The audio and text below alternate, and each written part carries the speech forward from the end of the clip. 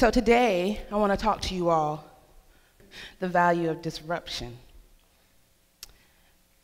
Because for me, disruption has been motivating me continuously, particularly in the last year, because I'm actually a person who loves a good plan.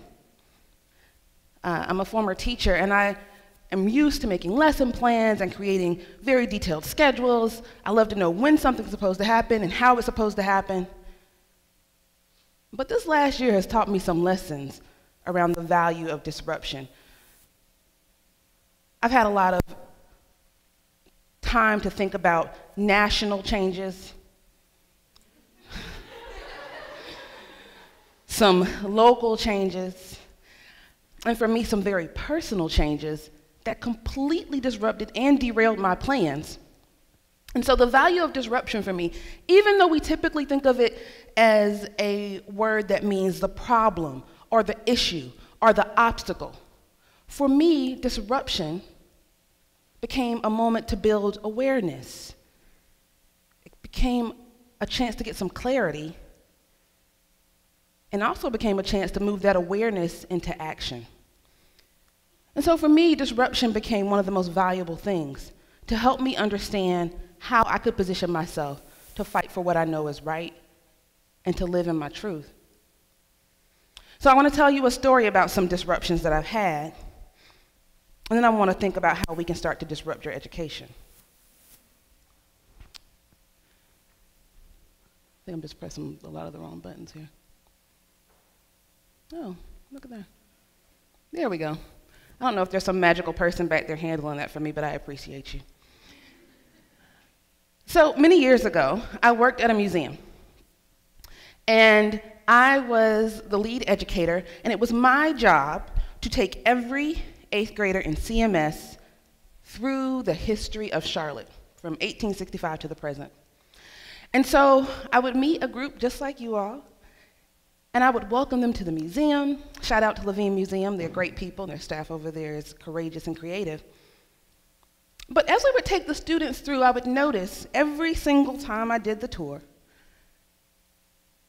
that the students didn't necessarily make the connection between the history and what they were living today. And so each day, I'd take a group through, and after about an hour on the tour, we get to a section, I would say, now we're gonna learn about civil rights.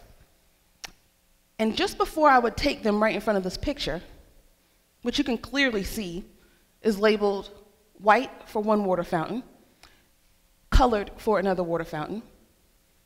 This was common.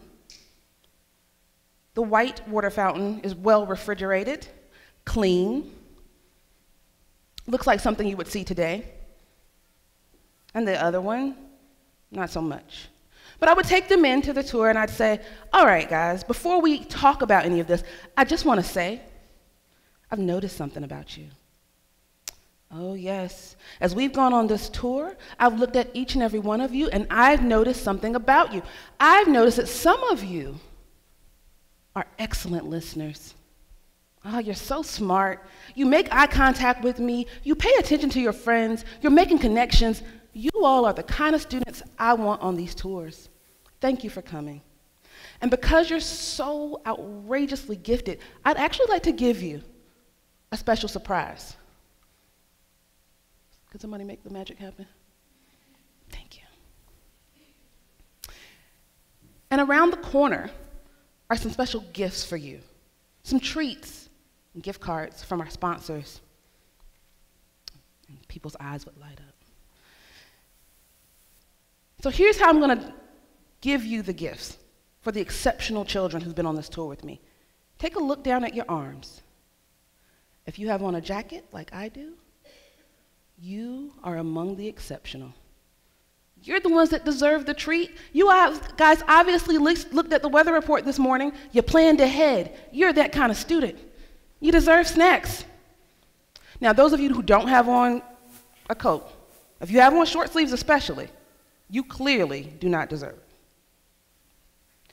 So I'm just going to ask you to stand here quietly with your short sleeves on, with your not having a jacket on self. You just stand there quietly. You don't make a noise. The rest of you deserve snacks. And I would take that group and we'd come on, and I'd point out some of the things I was going to give to them, and they would walk with me, those kids with the jackets. And we'd get around the corner, and I would say, "Stop! Stop! You all know this isn't right. This isn't fair or equitable. You know you weren't paying any more attention than the other kids were."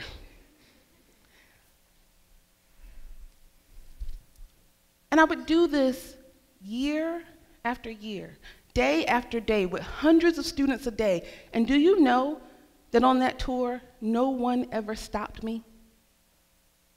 All these children from all these different schools, when I told them that they were gifted and bright and deserving, even if they knew it wasn't fair and they knew it wasn't equitable, they would not disrupt me. They wouldn't stop me, just for the promise of a possible donut.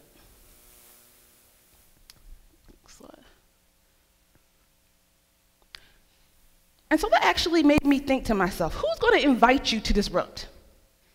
Who's going to invite you to change the system in which you're in?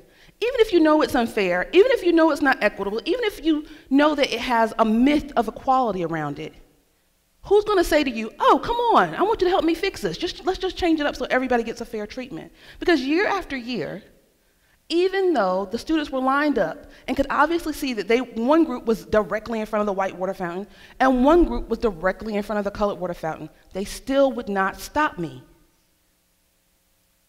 Year after year. So right there, they had an opportunity to make the connection. And most students did. They realized that historic inequity wasn't necessarily solved today. And even though they were free, it takes a lot more to claim your freedom. No one was going to question me because I represented authority on that tour. They didn't feel like it was their place to. They didn't feel like they had the power to negotiate with me and to disrupt me. I represented a system that we all understand. I represented education for them. And they weren't sure of how they were supposed to break in and interject. And so year after year, those who were receiving benefits and privileges went ahead with me. Sometimes they even rubbed their hands in anticipation of donuts. And year after year, the other side looked down at the carpet with lowered expectations because they weren't sure how they were supposed to make it stop, even if they knew it wasn't fair. So I saw this statistic recently, and it made me think. It said 57% of young people aged 18 to 30 believe that we are in inequitable times and that we are under fraudulent leadership, leading us to follow fraudulent systems that will not serve our entire community. And it made me think about other systems that are in play in American society today. Our infrastructure is actually not built for fairness. It hasn't been historically here in the South or in North Carolina, and it's not going to be across our country unless we actually try to disrupt. Because we know that statistics are telling us and our lived experience are telling us that it's not equitable anywhere. So if we think about this particular school system, we have over 145,000 students in this district, many of whom do not have access to programs like advanced and honors courses or even IB, many of whom can graduate and be functionally illiterate, many of whom who are fighting disparities and sometimes are being funneled into systems that are going to ultimately lead to incarceration. How do we disrupt that? How do we change the system? How do we do it on behalf of our own education and on behalf of the education of those around us? How do we share our benefits and privileges? Because I don't believe this has to be true. In fact, I know it's not true. I believe that we're all good people, and that if we see something that is inherently unfair, we could disrupt it. We could actually change it.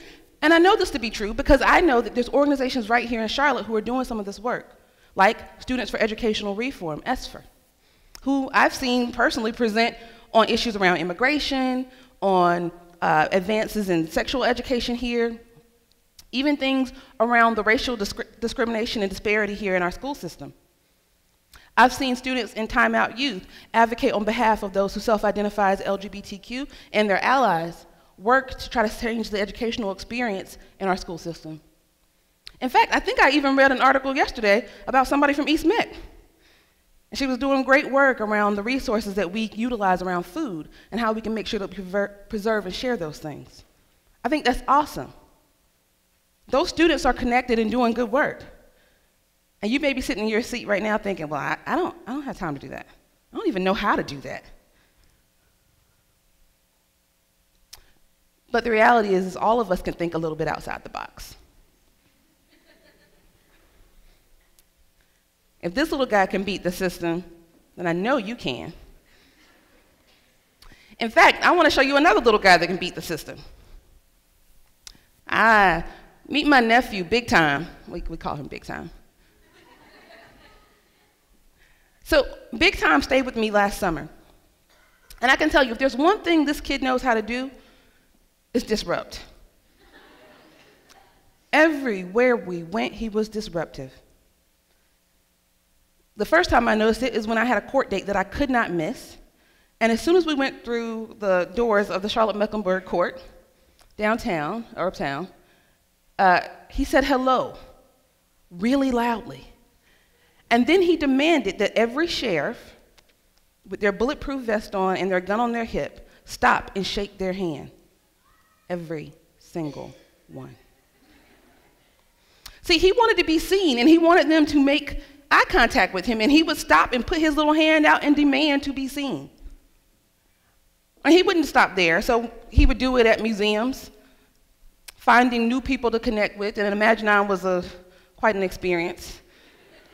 He made lots of new friends, and it was unstoppable for me running behind him trying to collect him.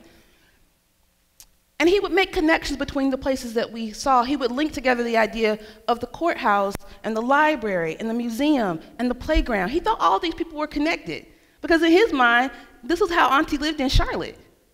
Everybody was connected, and they must have all known me.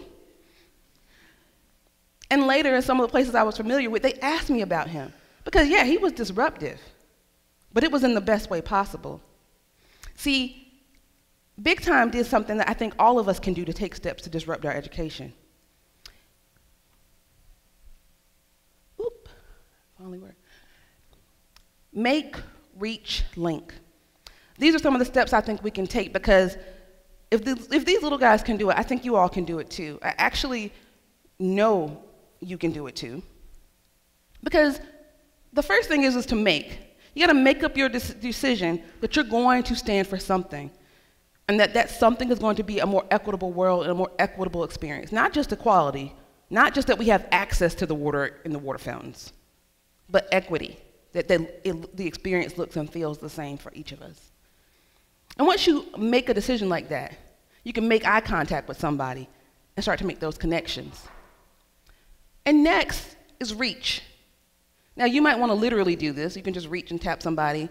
Look at them first, though. There you go. You can reach out to someone else. Because making up your mind to do something doesn't mean that you can do it. It just means that you have an idea. But reaching means that you start to go beyond yourself.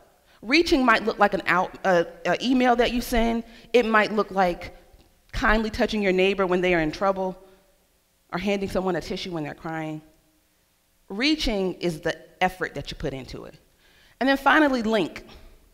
Because honestly, making and reaching doesn't make a change, but linking, actually making the connection and being persistent until you do, there's the thing. See, Big Time was really good at linking. And so here's what I'm going to ask you all to do.